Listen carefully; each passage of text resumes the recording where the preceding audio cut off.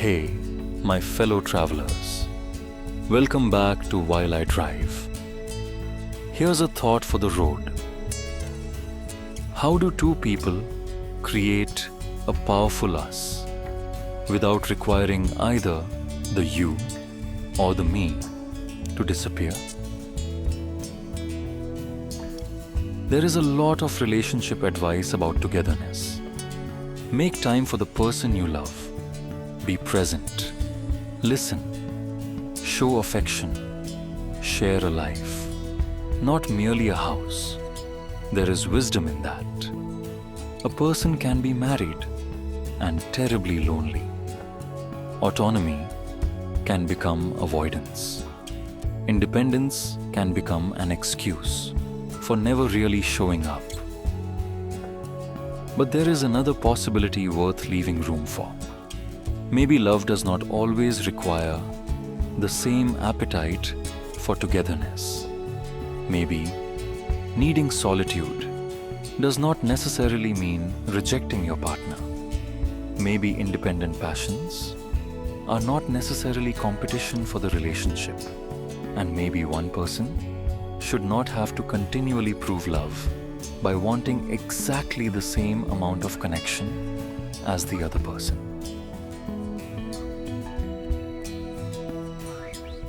Think about food. Two people share an incredible meal. 3 hours later, one of them is hungry again. The other is still completely full. Nobody concludes that the hungry person appreciated dinner more, or that the person who is still full has a problem with food. Different bodies, different appetites, different rhythms. Maybe connection can work something like that. Two people can spend a beautiful day together. A few hours later, one wants more. Come sit with me. Let's talk. Let's do something together. The other person, who may have loved that same day just as much, still feels full. Maybe they are reading, playing music, working on some strange little project, walking, or simply being alone. Not angry, not punishing anybody, not loving anybody less, just full. Eventually, their appetite for connection returns too, but perhaps not on the same schedule. Who the hell knows? Human beings do not come with standardized serving sizes. And maybe we sometimes turn differences in appetite into judgments about love. You want more togetherness, so you must love more. I want more solitude, so I must love less. Or the reverse. You want more togetherness, so you are needy. I want more autonomy, so I am healthier. Maybe none of that has to be true. Maybe two people simply have different rhythms.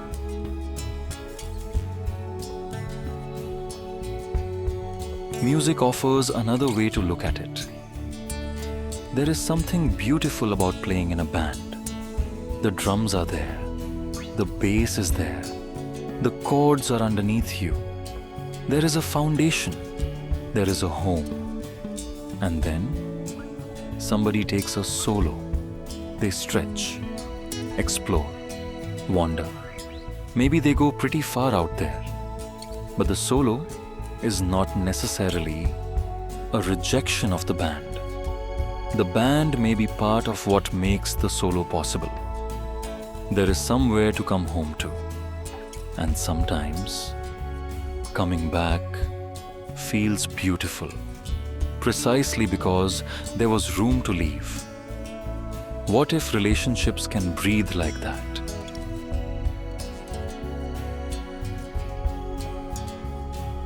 Togetherness, exploration, return. Togetherness, exploration, return.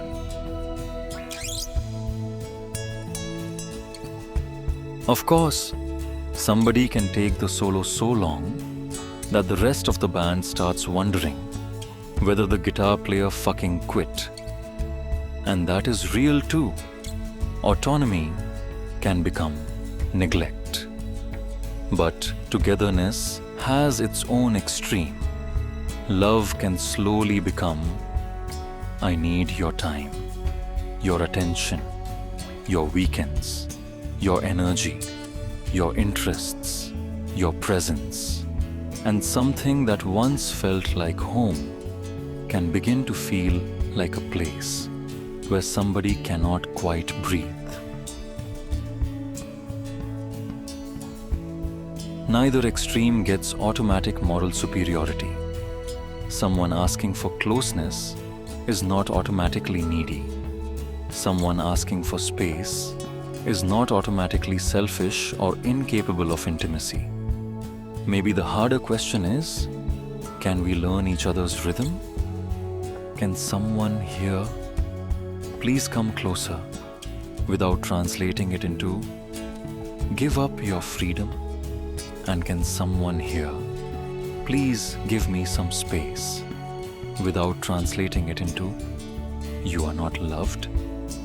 Because sometimes those translations become the dance. One person feels lonely and reaches harder. The other feels pressure and pulls away.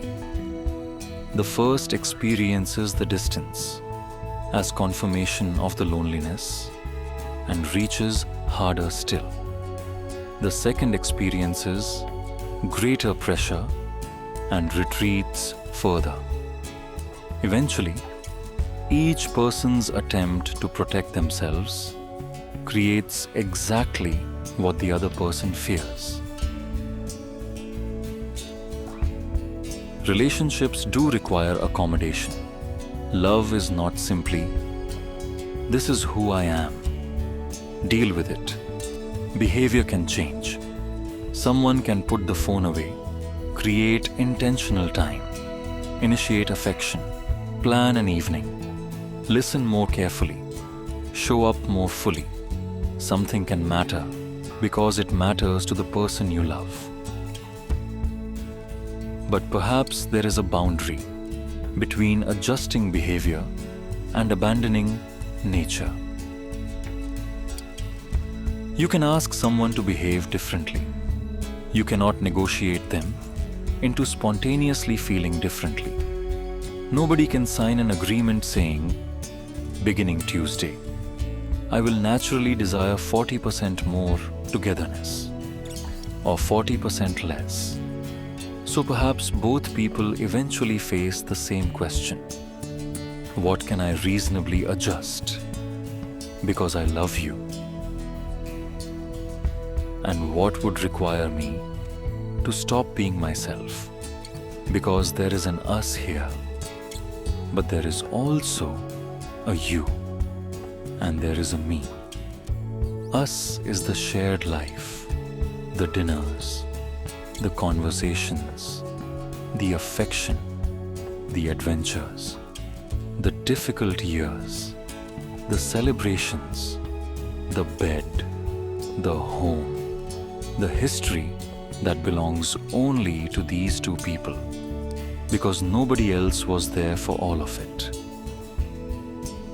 And then there is you, your friends, your interests, your projects, your inner world, your freedom to keep becoming whoever you are becoming.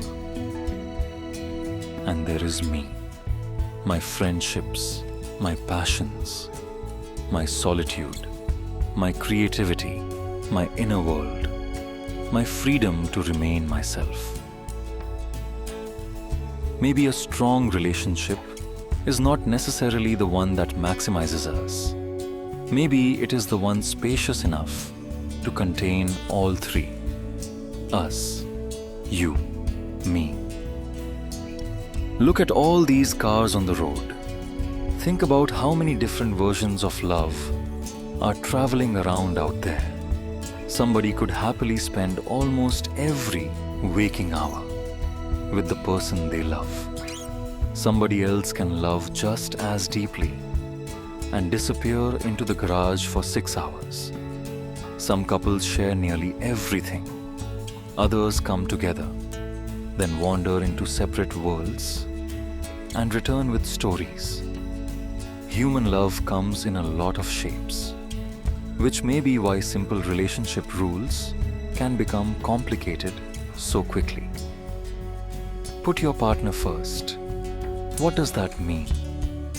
Treat them with profound consideration? Beautiful. Their needs automatically outrank yours? That is something different. Give your partner space. Respect their individuality? Beautiful. Disappear whenever intimacy becomes uncomfortable? That is something different too. Maybe there is not one rule that tells everybody how love is supposed to look. Maybe the work is learning the particular human being standing in front of you, their language, their appetite, their rhythm, and allowing them to learn yours. Life is precious. Life is magic. So here's a little experiment.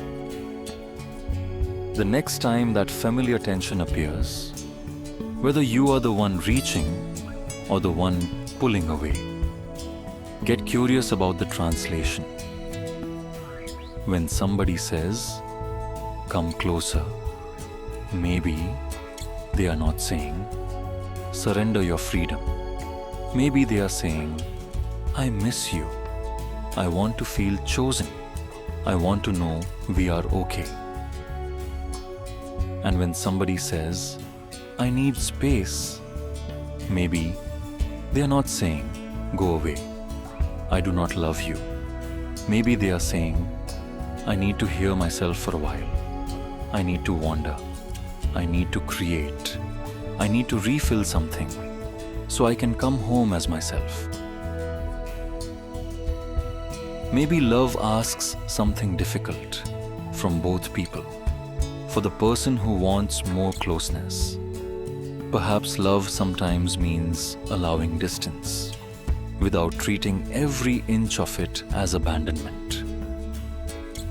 For the person who wants more autonomy, perhaps love sometimes means coming home a little sooner than they naturally would, because somebody they love is waiting, and that person's hunger matters too.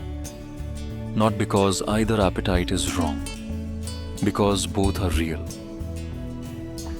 Maybe reciprocal freedom is not, "I do whatever I want, and you learn to tolerate it."